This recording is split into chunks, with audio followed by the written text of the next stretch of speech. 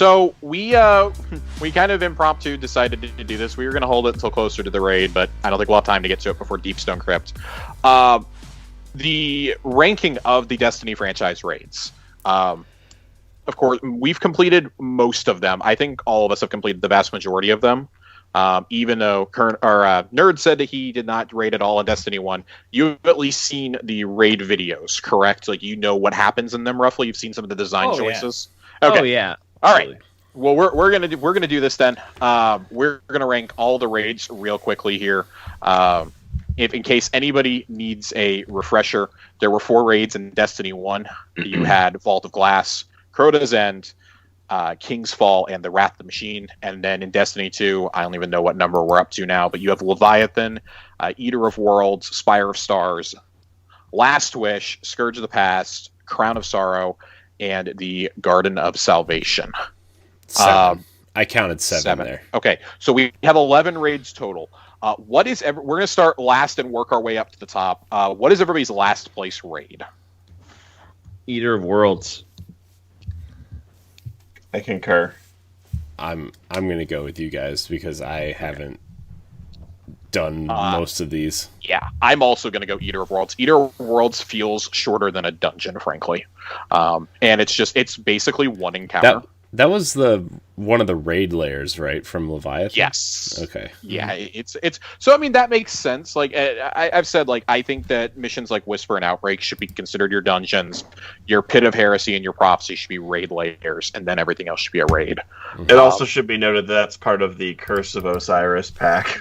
Yeah, God, dude, it just gets worse. It gets worse and worse. Yeah, big yikes in the chat.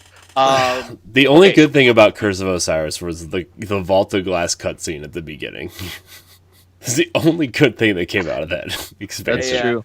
I think we're all in agreement that is the worst raid in the franchise. I have a feeling I know what number 10 is. Let's all say it together. It's Spire of Stars. Yeah. No. Oh my God! What is lower than Spire of Stars for you?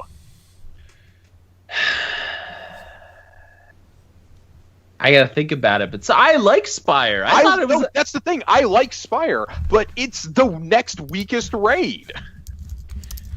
Without me being biased, because otherwise, Crown of Sorrow from a lore standpoint, yes. From a mechanical standpoint, I feel like it is. You chuck balls. You chuck balls the whole time. That's what you do. No, but okay. All right, I'm gonna go to bat for Spire of Stars here, and I've only done it a couple of times, so maybe for those people who have it on farm status, it's a different story. But Spire of Stars it was intimidating because of all of the mechanics. I think that there's a great flow that raid has that others do not, and it's one of those that, like, if you know how to do it, it's flawless. Like, you can go in there, you've got the people on the plates, and then you got to make the call outs. It's one of those where, like, as long as you know the mechanics, there's very little that could go wrong. I don't know. I like it. I think it was a good raid layer. I don't know if it's a number 10. I don't know if it is either, but I also don't know what I would put below it other than Eater of Worlds. Yeah, Crown of Sorrow sucks. I'm going to be honest. Crown of Sorrow is number 9 for me. I'm going to be completely biased here. From everything I've heard about Crown of Sorrow, I just feel like everybody just kind of hates it. Like, fuck Galran, man. That's all I have to say. So I don't like any raid where you're partitioned off, like, and into very small groups. For a long period of time, and in that raid you spend almost the entire raid in groups of 2, and it's not like, oh, I'm just on this side of the room with those people. Like, there's a whole fight in that raid where you are completely walled off from everyone else. I don't know. I think for me, Crown of Sorrow is number 10. Maybe Spire of Stars can be number 9. I mean, you can make an argument for that, but I don't know. I think you can. I've got Crown of Sorrow at number 9 though. Currently. Joe, what about you? Yeah, I probably would agree. I think I would put Crown of Sorrow next. I feel like it was more visually interesting which would make it slightly higher than Spire of Stars. But again, like I will say that ultimately I enjoyed. I guess I just want to prevent the argument like that. I've enjoyed every raid that I've done. No, I absolutely agree. Absolutely agree. This is just good spirited fun here. Yeah, I would say. Yeah, I would say Crown of Sorrow would be next, based on the existing list. But I also would say that I think all of D1 raids are they're like in the top of my raid list. But I can't tell if that's realistic or if that's nostalgia. No, that's nostalgia. It's nostalgia. I've got. You don't know. I don't know. I mean, not to get too ahead of ourselves. I still think King's Fall is like one of the best things I've ever played in video games ever. King's Fall has I will give you the soapbox ending. when we get to King's Fall's placing. Okay. I will cede the floor to you, my friend. Number 8. So going on up. I think my next one is probably the original Leviathan. Yeah, I mean, man, I wish I knew more about the Destiny 2 raids in terms of just like playing them, but it's just like I don't know. When we first played Leviathan, I was like, man, this is worse than anything I've played in Destiny 1. Like, really? Yeah, I even almost Crota to an extent. Like Crota was like fast, but at least it was like. Crota was fun. Crota's the first thing I ever ran multiple times in a week. Yeah. I sat on bated breath waiting for reset to do Crota every week. I don't know if I would put Leviathan below Crota, but it would be close. Mm-hmm. Man, I feel like I'm gonna get flack for this just based on do it. This is your personal ranking. I don't like Scourge of the Past. That's fair. That's completely fair. See, when we ran it, I loved it. Like when I agree. I had fun. I like playing with the group of people. But if I was going to pick the same group of people to play any other raid, it would not pop into my head. I'd be like, oh, I want to play that again. I feel like going back to the early conversation, I feel like for someone who hasn't raided in a long time, like Scourge of the Past was like the perfect raid to get me back, get my raid feet back under me to go do something harder. That's why I maintain it's the perfect starter raid, and I really wish they weren't taking it out of the game. Yeah. I guess I have Leviathan down there. I really like the raid layout and the design of it, like we've already covered a lot tonight. I just still, like, 3 years in, some of those encounters are still just so tedious to do. I still don't like dogs. Dogs isn't nearly as bad anymore. Nobody likes dogs. If you say you like dogs, you're a dirty liar, and that person is not to be trusted. I do love Gauntlet, though. Gauntlet is great. I love being a runner on Gauntlet. I love putting my Dune Marchers on the Titan and just sprinting through.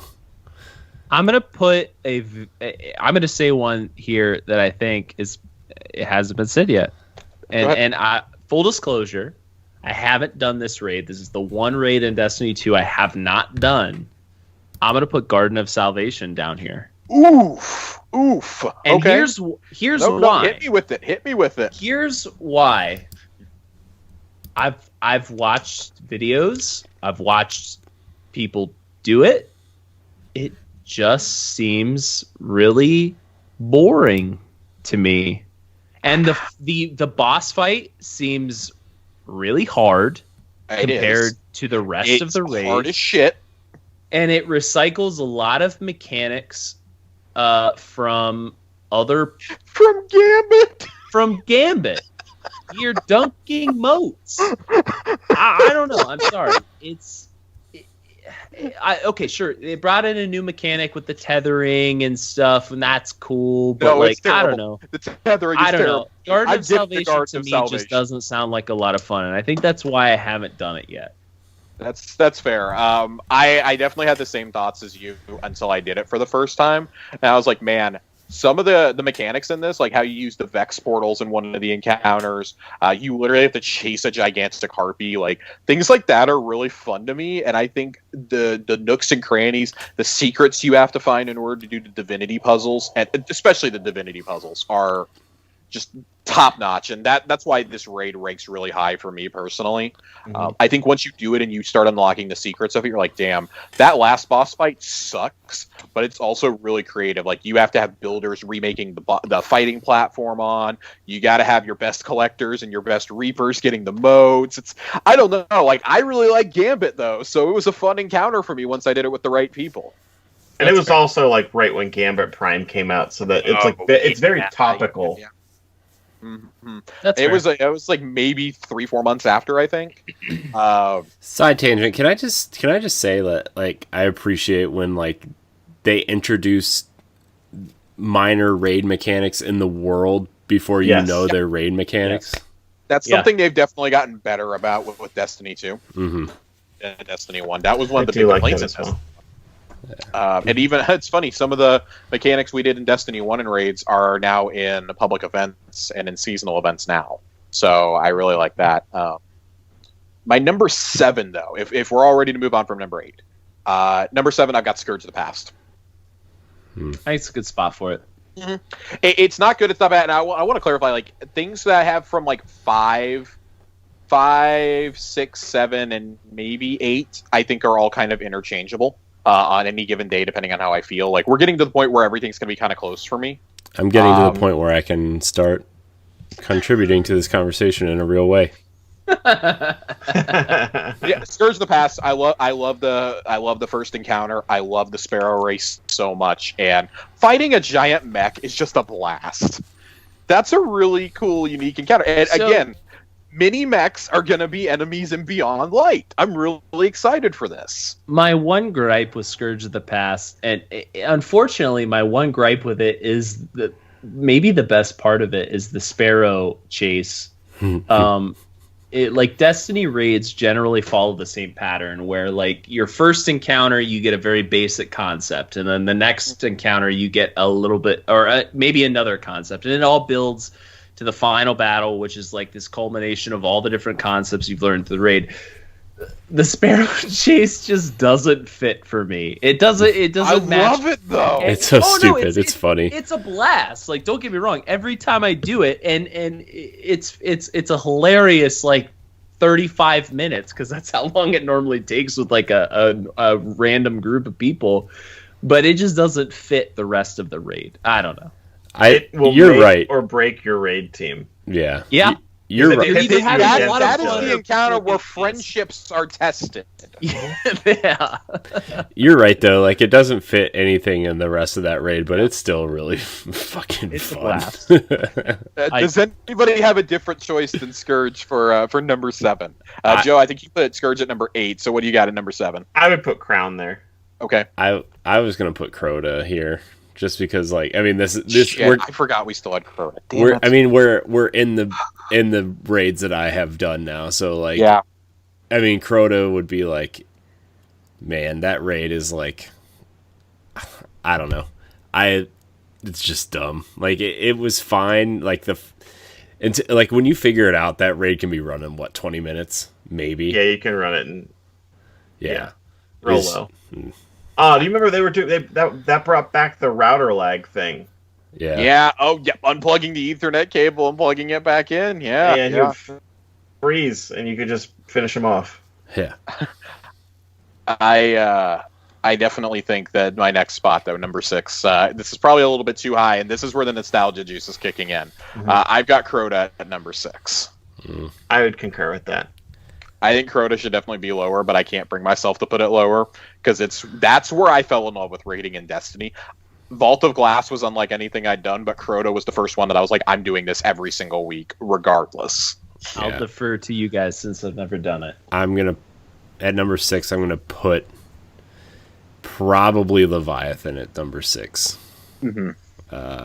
It's real close to that last spot for me though, but it's just like, I don't know, like, it was cool to go in there the first time, but it's just like, man, after you run it a couple times and you're like, man, dog sucks.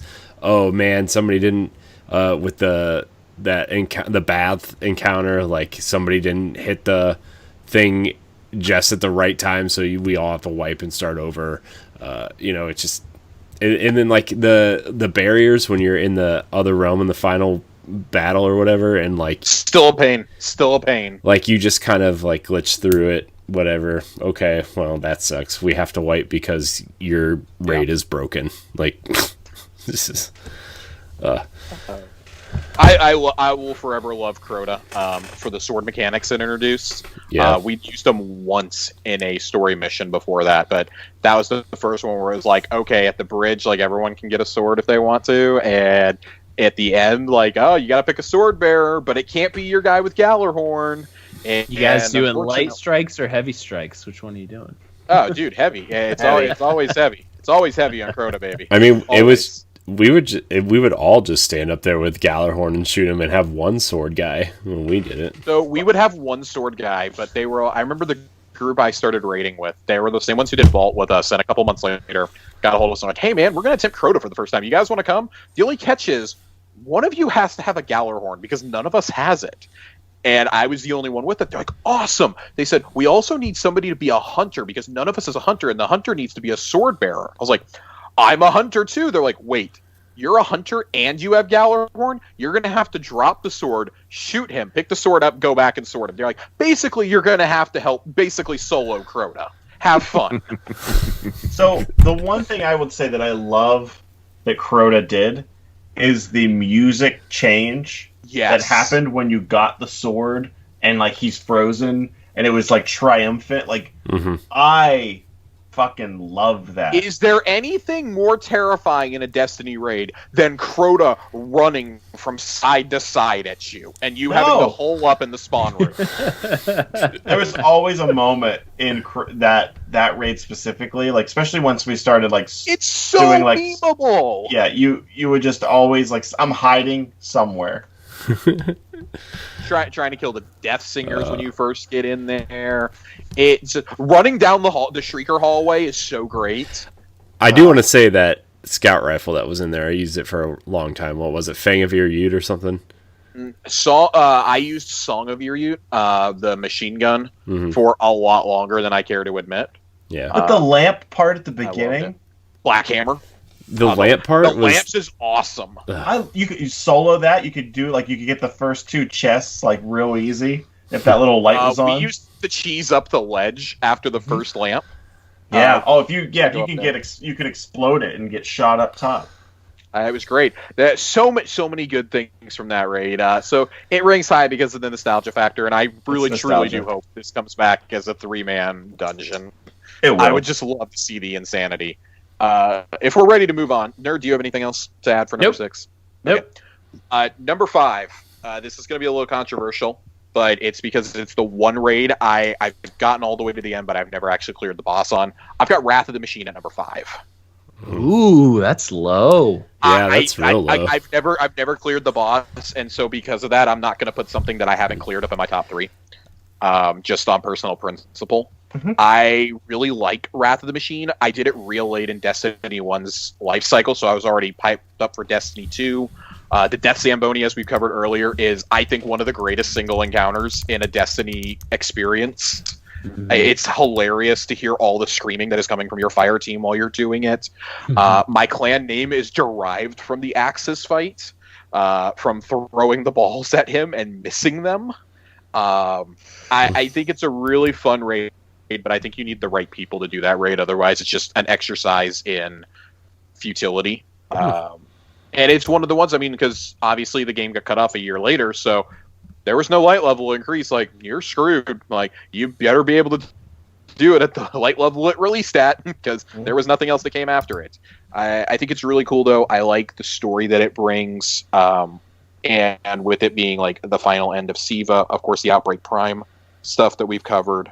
I think it's a really cool encounter, but it's definitely number 5 for me. It's the lowest, or it's second lowest of the Destiny 1 raids. I think I'm going to put that I haven't played this raid. I've only watched it, but it looks super cool. Is Last Wish. Oh, buddy, it looks cool. I respect your opinion as someone who just nuked Wrath of the Machine from orbit. I agree. I can see where you're coming from. Give me your reasonings. It just looks cool. Like visually, it's pleasing to my eyeballs. We need to do it real soon. Yeah. Well, what's funny about Last Wish is that on the last episode of Tower Casuals I was on, hate you so much. Josh agreed very, very loosely, but he did agree that he would come on for a Last Wish run. I think we had decided it was before Beyond Light comes out. Was it some sort of like legit run or something? I think it was like a legit Riven run where we actually have to do Riven as intended, as God intended. Missionary. I would just. Oh, there's nothing missionary about that fight, my friend. Yeah, you're getting it. Reverse cow guardian. It is BDSM. It is not good. Well, I'm just saying. Riven is the dominant partner in that fight. Let's put it that way. Let's see. We'd have to stream Josh's BDSM costume to YouTube since there's no nipples on Twitch. Gag ball, leather collar with like the one strap that goes down the middle, ties your leather chaps to your legs. Some handcuffs. You got to play with your hands behind your back on your controller. Guys, I got to go masterwork something real quick. God, I hate all of you so much. All right. Let me make all of it go soft for you guys. I'm gonna go with Leviathan at number 5. Okay. I think variety in the encounters puts it higher than a lot of other raids. I think it was very diverse. But yeah, I mean, it wasn't terribly exciting or heroic or triumphant. Callus is a cool character, but he's not like, I didn't feel any particular way about killing him. And spoiler alert, you don't actually kill him. But I don't know. It was a good raid. I think it was a good first raid, but it wasn't anything special. I would like to run that raid before it goes away once again, because I've never ran it on my Xbox characters, so I would really like to run that raid at least once, and then like one other one before they go away, because like I said, there's a few raids I haven't done and I would like to do them. So yeah. Joe, what do you have here at number 5? I have Garden. Okay. I really liked it. I like the art style, but it doesn't have longevity for me. Yeah. I feel like after the initial kind of viewing of it or playthrough of it, I didn't feel like it was one of those raids that I wanted to like revisit. Well, and the underwhelming loot doesn't help either. Yeah. I don't know. I attempted to do this on like a day 1 raid. And I remember being so like excited and everything for it. So like it does have a killer art style. But even now, like when I see the Vex on the moon with like the leaves and the moss on it, I'm like, okay. It's a little too much. Well, pull it off. You guys are robots. You guys don't know how to clean yourselves or what? Get a shave. Does the moss transport with you? Does that come with you then? Like, I don't know. It just feels like it's so one note after a while. Yeah, for sure. Let's keep the Garden talk going. I've got Garden at number 4. I definitely agree with you. It's one of my favorite designed raids. It's in my top 3 raid designs, I think. I really like the layout of it. Even though it's linear, there is a lot of jumping puzzles within this. Yes. I've already talked about it a couple times now. The divinity puzzles I really, really love. I've said this is how a raid exotic should be handled. I think they did a lot of things in Garden that were really cool, but man, that final boss fight sucks ass. It's terrible. I really, really, really hate fighting the Sanctified Mind. I'm not a fan of it. But I think the story behind its getting divinity is really cool. We literally took a Vex weapon and made it our own, which kind of fit with the theme of some of the legendaries we got, as well as, taking Anarchy and things like that. I think that's kind of a cool capstone for that whole saga. But other than that, man, I agree. Like, there's not really a whole lot of reasons to go back and run it. Once you've gotten Divinity, there's not, unless you're going for the title that's related to that raid, there's not a lot of reasons to go back and do it. But it is pretty, especially for a first time. It's beautiful. It's absolutely beautiful. I kind of want to go back and do it once the new light cap hits, and we've got it running in 4K at 60 frames. I would like to go back and check it out again just to see how much more gorgeous it looks on a new flat screen. But I don't know if I can suffer through that boss encounter again. I would be willing to run through it and quit at the boss. Okay, what is we're starting to run short on time. What does everybody else got at number 4? Wrath. Okay. Ooh. Leviathan. Okay. Leviathan. No. God, really strong showing for Leviathan. I think I already used Leviathan, didn't I?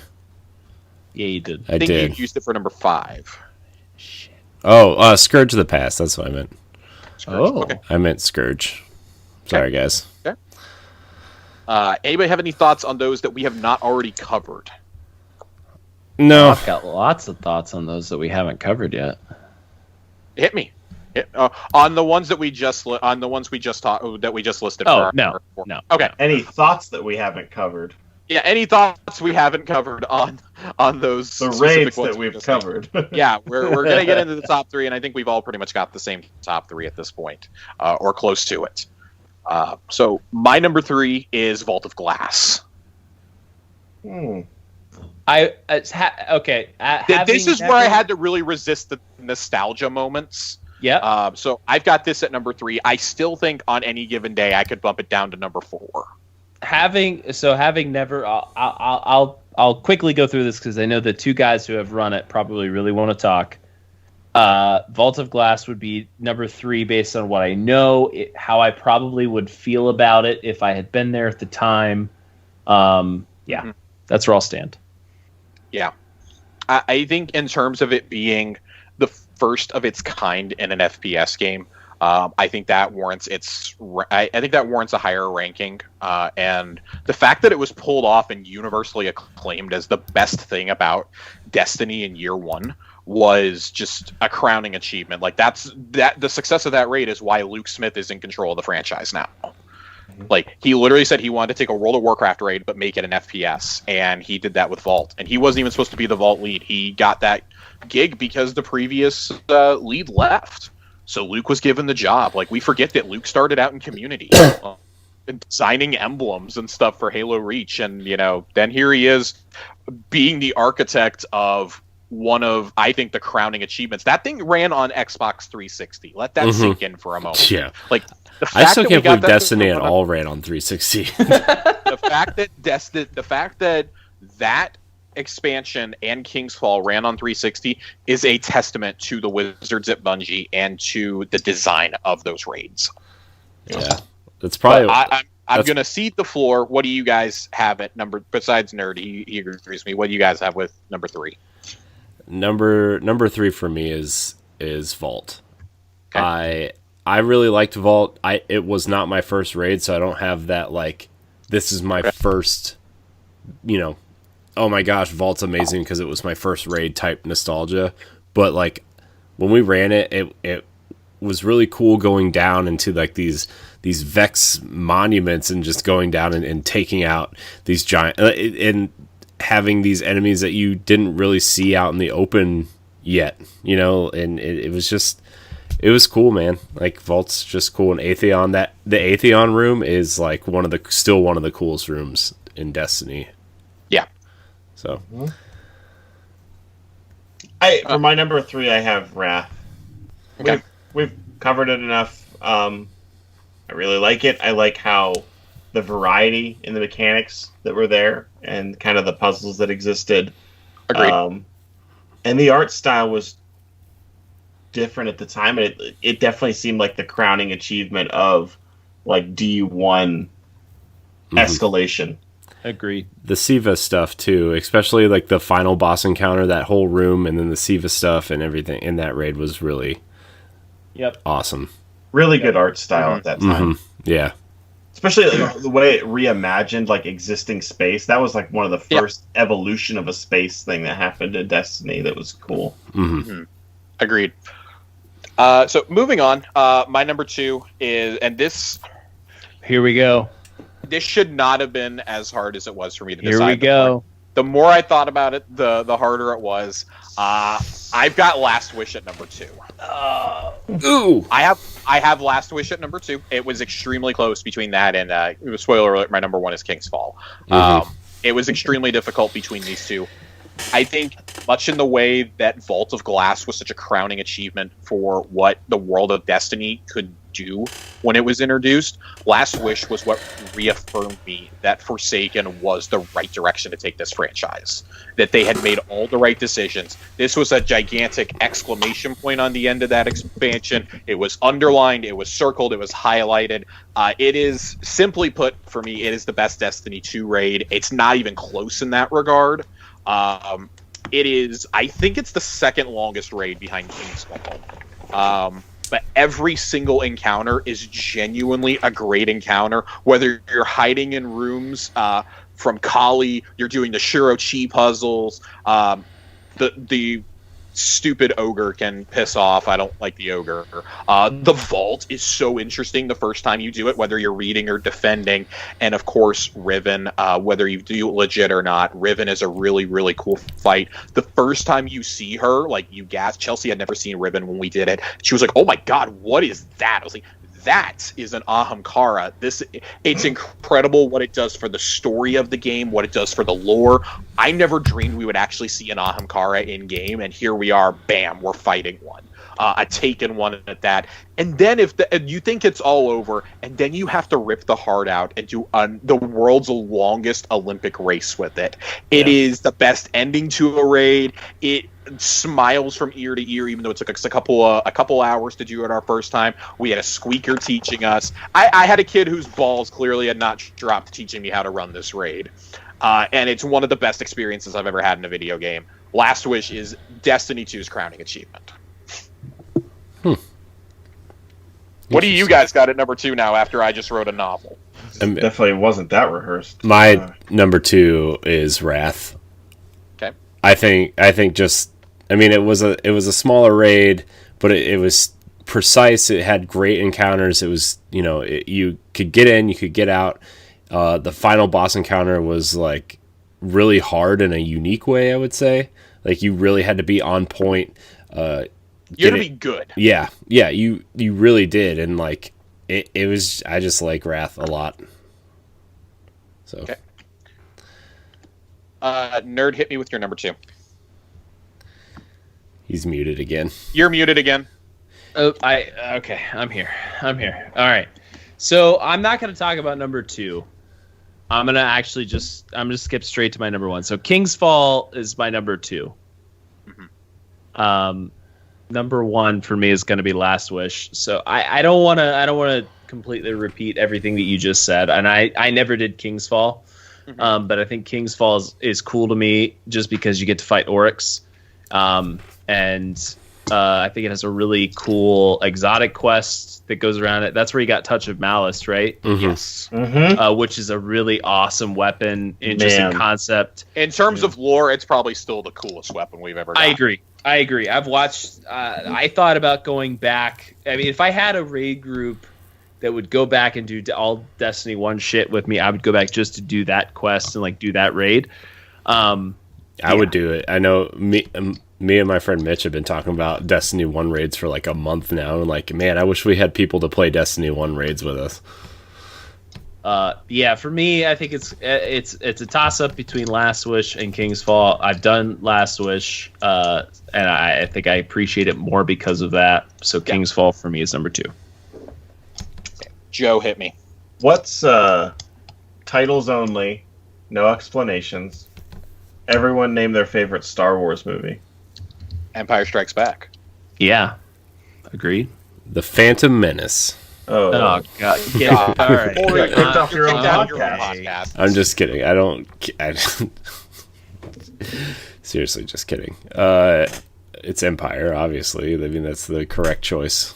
It is. I agree with you, and that's why I'm going to change. I think historically, what I would answer as my number 2 and number 1 respectively. My number 2 is Vault of Glass. I love the raid. It's the first raid I did. It definitely was the most different thing. Like, it was so different than anything I'd ever done in anything. I never played World of Warcraft or anything like that. It got me hooked into Destiny. It is the reason why I would fight for anyone to like play and like to really reason with them. Like, no, you should play this game. It's excellent. The sound design alone of Vault of Glass is amazing because you're hearing things that you've never heard before. I love this raid, but it is not my Empire Strikes Back. Ooh, interesting. Okay, as somebody who is almost exclusively played Destiny with Mr. Colonel Panic here, that's very surprising. It is surprising. And that Vault of Glass is A New Hope. Yeah, absolutely. And I mean, so when we talk about that, I like that you make that comparison because that's why my number one has to be King's Fall. King's Fall is my Empire Strikes Back. King's Fall is my Empire Strikes Back. King's Fall is what built on what was already an incredible experience. Yes. Outside of Nerd, we're all in agreement that King's Fall is our number one. Mm-hmm. Correct. I'll fight for this. Yeah. King's Fall. This very much goes like my Star Wars rankings, though. I do have A New Hope and Empire, like kind of as a 1A, 1B. On any given day, I could flip-flop them. And it's funny because A New Hope is probably my most rewatched movie of all time, but Empire is my favorite of all time. And man, it's just I think Joe's comparison to Star Wars with Vault of Glass is perfectly applied here. This is a masterclass in game design and in what Bungie can achieve. This is what we were promised with Destiny. Vault of Glass was a taste. Yes. The Taken King as a whole was the promise fulfilled, I think. And again, just like Last Wish, this is an underscore, this is an exclamation point on an already great expansion. It takes it from being a really good $40 purchase to, oh my god, what are you doing? You have to buy this. You have to play this for this activity. Do the 100 hours of grinding, whatever you have to do to come do this raid with me. Mm-hmm. It is the first time that we go to the Ascendant realm if you are the runner in the Oryx fight. It is the first time that we kill somebody in the campaign and then come back and kill them in a raid, not counting Skolas because we don't technically kill him in the campaign. I think the concepts, basic concepts that we do in everything now. Dunking the ball is introduced in this for the first time. Splitting 3 and 3, covering totems, jumping puzzles along the wall of dicks, jumping man, ships. I remember so many of my friends hating that opening encounter. I got to the point where they would leave the group until we got to the next checkpoint, then they would join us, so they didn't have to do it. King's Fall has some of my greatest gaming memories of all time, staying up till 3 or 4 o'clock in the morning raiding, hunting for those stupid, godforsaken, calcified fragments to get the Mission Palace, and then being able to do the exotic sword quest after that. It's incredible. It's the gold to me still. Again, that and Last Wish are so close for me. They're the gold standard for what every single raid in this game should strive to hit. But you guys go. I know Corey has a lot to say on this one in particular. King's Fall was because I played Destiny 1 until and I played until The Dark Below came out and played through the story. I didn't really get Destiny at that point, and then my friend sucked me in when House of Wolves came out and said, "Hey, we're trying to build a clan up. I want you to come play with us. I'll teach you how to play Destiny, whatever." And then we went through, and King's Fall was we tried it the first day. We surprisingly got to the War Priest, and it was just fighting the War Priest and trying to figure it out without looking, because we tried to do it. Mm-hmm. It took us I think 6 or 7 hours to get to the War Priest and fight the War Priest, because we didn't know what the totems were. We went in completely blind on the first day it was available. I took 3 days off of work to get ready for this raid. It was just man, doing this was the highlight of just Destiny 1 for me. It was the first raid where I got Flawless Raider doing King's Fall. It was the first raid we did. I'm glad everybody's seeing your guys' group chat on this on this video. But just seeing, they're doing the raid 3 times a week for the first time, doing the Prestige raid 3 times a week, being able to just play this raid and knowing it in and out. We could get it. We were doing the Prestige raid. We were getting in and out in 40 minutes. That's so wait, how. Was that the first raid where they had a prestige version, or was I think Prestige came out with King's Fall, if I remember correctly. Yeah. Oh, cool. I don't think there was I didn't know one that. before that. Yeah, I didn't know that. My memory may be fuzzy, but I think that's when it came out. It was like it came out like 6 weeks later or something. The hard mode, like that. Yeah, there wasn't one for Vault or for Crota before that, to my knowledge. Yeah. And like we had King's Fall so down pat. We were doing it 3 times a week, and we were raiding Prestige raid 3 times a night. We did the Prestige every week 3 times a night. It was amazing. It was awesome. I love King's Fall so much. I hate it's so funny because we would always make fun of our one friend because he couldn't jump, and he was a warlock, and he couldn't jump up the spiral place with the rocks where you had to jump on the rocks to get all the way up to the top, right? Before you go into the sisters.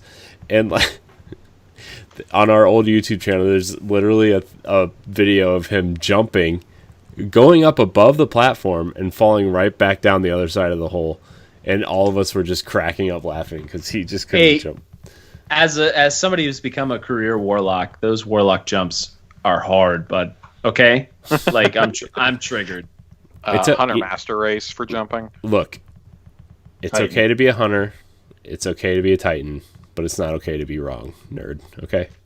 Okay. I'll remember that next time you want a nice well underneath you. Okay. I got a bubble. I'll come stand in your well. There we go.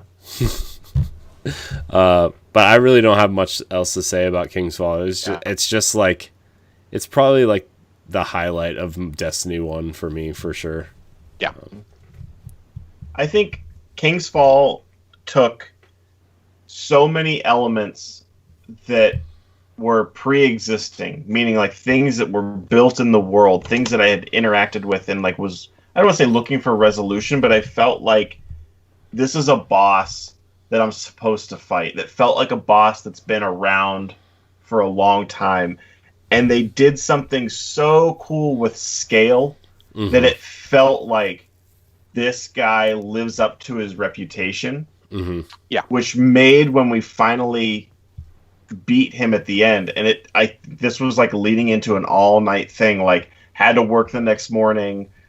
I'm up. It's like 4 a.m. Like we're like, okay, let's just give it. We're so close. Like we can't quit. We have to do it one more time. It's always the one more. It's always the one more. Yeah. I think it did so many things right, and you got a really cool weapon out of it. There's a reason to go back and keep playing around in that world, and like just talking about it now makes like I have the lens, and I know I booted up Destiny 1 recently, and I know how muddy everything looks and how bad the interface on everything is and how empty the world feels.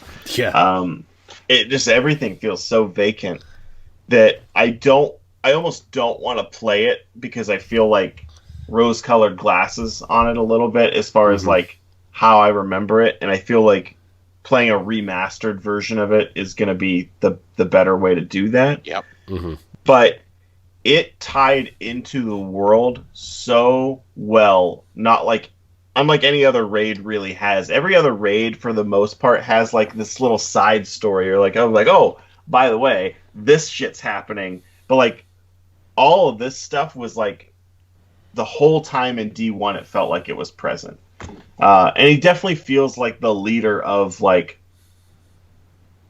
the Hive, and I don't know, going to the everything you guys have mentioned is great about it. I mean, even when you first encounter him in that opening mission on Phobos or whatever, he's like intimidating, it's terrifying. Yeah, because like it's just like this dark, like it's just like this dark version of Oryx, and then you go through the campaign, and then like he disappears into the Ascendant Realm, and then like you go to the raid to kill him, and it's just like you said, Joe, with the scale of Oryx and just how big he is in that final battle, and like all the mechanics that are going on within this final battle, and just calling out Titan in the middle with bubble. You know, make sure you got your touch a malice on, because you're just gonna need to fire everything at him to get him to stagger before you go into that next round. The boss battle combined with the jumping puzzle. Yeah. Like, each individual are hard on their own in Destiny for the most part. But then being like, okay, you guys have got to... Someone's going to go here, someone's going to go here. You got to keep jumping around until you can dunk. And then, then you can do boss... That's crazy. And meanwhile, he's creeping around. The jumper. Yeah. It's funny now. I volunteer to do jumping puzzles like that. Back then, I was really timid when that happened. God, 5 years ago. 5 years ago, King's Fall came out. I was just out of college, and I didn't like using LFG or anything like that. And it was a new group I was playing with, and they're like, "Hey, man, you're the only hunter. Do you wanna try the jumping puzzle?" And I resisted it for so long, and we just kept failing. And finally, I did it. I was like, "That there's no more rewarding feeling that I've had than being the one who got the dunk, and we killed him on the next round." Seeing his gigantic body floating towards Saturn is just it's. And I think that's why I like this in King's Fall so much, is they're the only raids to me where you really get a sense of scale of what you're up against. Very true. And you feel like, as a Titan, being human, and then, or not a Titan, but a Guardian, they're big things in the world. And then to realize how small you are with to describe Riven, and this is just so crazy, and it's all from the first person perspective, so it's, I don't know, it's different. The only other time that I felt that as a game is do you remember in the end of, was it Sonic 2, you fight the Dr. Robotnik that takes up the full screen in that walking robot? Or is that Sonic 1? Yes, it doesn't matter. I think it's 2 is Metal Sonic in the airplane, so I think it's Sonic 1. Sonic 1. I remember playing that as a kid and just being oh, I wish I had a big screen TV to play this on.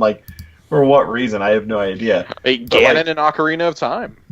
Exactly. This is I feel like the first time that this it felt different. I felt because you get so into the moment that it feels intimidating. Yeah. Nerd, you look like you're really itching to say something. Look. I don't want to make all your Destiny 1 PPs go small here, okay? But my Destiny 1 PP is already small, thank you very much. Odd thing to admit on camera, I'll admit it. Alright, so I want to defend my number one choice. And no, I don't want to defend it, because honestly, I think King's Fall... No, I don't need to. I think King's Fall is an amazing raid, just in concept. Again, haven't done it. I think it's an amazing raiding concept. But I think that Last Wish brings everything that Destiny raiding should be all together in one place. And I'll try to keep this quick, because I know we've been talking about this for a long time. First point is it completely changed the zone or the area where the raid originates. So defeating Riven kicked off the 4-week cycle for the Dreaming City. So it completely changed the area that it took place in permanently. That's true. It's still the only raid to really change something. Correct. It took 18 hours for the first raid group to beat Last Wish, which I believe was the longest. It took longer than that. It was actually 22 hours for the first group. Okay. Which is a testament to the difficulty and the diversity of the encounters. Which, is somebody who's gone through them all, I mean, it is the most technically challenging raid that exists. All of the encounters are different. Now, I know that differs from what I said, earlier in the podcast, which was all the Destiny raids build up on each other. I feel like Last Wish breaks from that to an extent, in that all the encounters are different. But I think for this particular raid, that's okay, because this is supposed to be the culmination of a lot of different things. It has a final encounter, and don't get me wrong, Oryx is worthy of a final boss at a raid like nobody else. I mean, he was a final boss to really beat all final bosses in Destiny really. But we have a final boss in Last Wish that people are terrified to do the legit way. We had to literally go and find a way to cheat it because the encounter is now okay. There's pros and cons to this. You could say, oh well, that's just bad game design because nobody wants to do it the real way. But like the final encounter is so difficult that people are literally like, I've never done it legit. Josh has never done it legit. Nobody that I know. I do not know a single person who's even attempted. I don't know anybody who's ever done it legit. So that speaks to, I think, on whatever level you want to take it at, that boss fight is just crazy. I think the design of the raid in general is amazing. I love everything that's Taken, but it blends Taken and sort of this like fantasy feel really nicely. For me, it brings everything that a Destiny raid should be together in one place. It has a lot of lore behind it. Design is amazing. You get great weapons. You get, I think, some of the best looking gear in Destiny 2. Don't get me wrong. There's better gear in I think a lot of other raids, Destiny 1 specifically. But I think the best gear in Destiny 2 that you can get, for me, Last Wish is number one. Yeah. Like I said, for me, it's extremely close. It sounds like I wake up tomorrow and go a different way. It almost sounds like Last Wish is almost like Destiny 2's King's Fall in a way. Oh, it absolutely is. I mean, the parallels are so striking there, right? Man, like, this makes me want to run it. Not just in terms of like the raid layout, but I mean like what the expansion did for Destiny. Like Taken King is when Destiny 1 really became Destiny. Mm-hmm. Like House of Wolves was okay. Dark Below was okay, but this is when you were like, okay, this is what I was promised at launch. Forsaken was kind of the saving grace of Destiny 2. Had Forsaken not stuck the landing, and especially had Last Wish not done it, I don't know if we'd still be playing Destiny. I agree. I wouldn't be. I mean, and Activision still chalked it up as a failure, and after that happened, that's when Bungie was like, nope, forget it. We're getting out of this. We're getting out of this deal right now. We know what we've got here. We are finally where we want to be in terms of design and narrative and things like that. And I would love to have the Rick and Morty portal gun and visit the alternate universe where Activision got the game that they wanted out of Destiny. Because, like, I'm sure it's not good. Made a lot of money. I'd love to see that, and I'd love to see the original version of the game before they fired Joseph Staten 10 months before launch. I want to see that, too. Which I think, unironically, I think we're getting parts of that this year. Well, it's the thing. Like, I do feel like that set the game back a really long time. Like, them having to kind of make up a lot of the story really set the game back a really long time. Yeah. So, I think the fact that you still got King's Fall out of all that, and that you got Last Wish out of the disaster that was Curse of Osiris, is just that's a testament to the designers and the programmers. We did have the Whisper mission after Curse of Osiris. That was an apology. You had it about 6 weeks before Last Wish. Yeah, which I think that was some of the best content we had gotten. It was, but I think that was a bright spot in an otherwise like kind of dismal time. Yeah, agree. And I think Whisper was absolutely like that was someone's little art project that they were working on. They're like, okay, how can we sneak this in? Mm-hmm. And the best part is, it's literally the third time that gun's been reskinned, because the story is it starts out as Black Hammer, it becomes Black Spindle, and now it's Whisper of the Worm. Like, that's hilarious to me, is that they keep making it more and more elaborate. Like, is Savathun gonna be in my gun next? I mean, does that gun become more like, I don't know, more well known than Gallarhorn at some point? I mean, if we get another iteration of it, I don't know. If you get another iteration, I would say yes. I think Gallarhorn is still iconic because we've all heard, even people who have never played Destiny have heard the LFG horror stories of Destiny 1 of you cannot do Crota unless you have Gallarhorn. Mm-hmm. It did break the internet for like a day. Mm-hmm. It did. Remember when the Vikings retweeted because Gallarhorn was trending when Xur was selling it the last time? They're like, oh, it's good to see the Vikings fans are on point today or something, and people were like, that's not what we're talking about, buddy. Yeah, for you. I remember I had to log into somebody's Xbox for them. I had to log into their profile for them. They had to give me their information, and then as soon as I bought Gallarhorn, I signed out. They changed all their passwords and everything. There were so many people doing. There were literally Reddit threads upon threads of people doing that. It's become such a gigantic meme in the community that we just every day that rolls around, the Gallarhorn Day comes around, it's spammed all over Twitter, all over Bungie.net, the forums, everything. It's so great. I don't know if you ever passed that, but with that, our raid rankings have come to a close. Thank you guys. I've been wanting to do this for quite a while.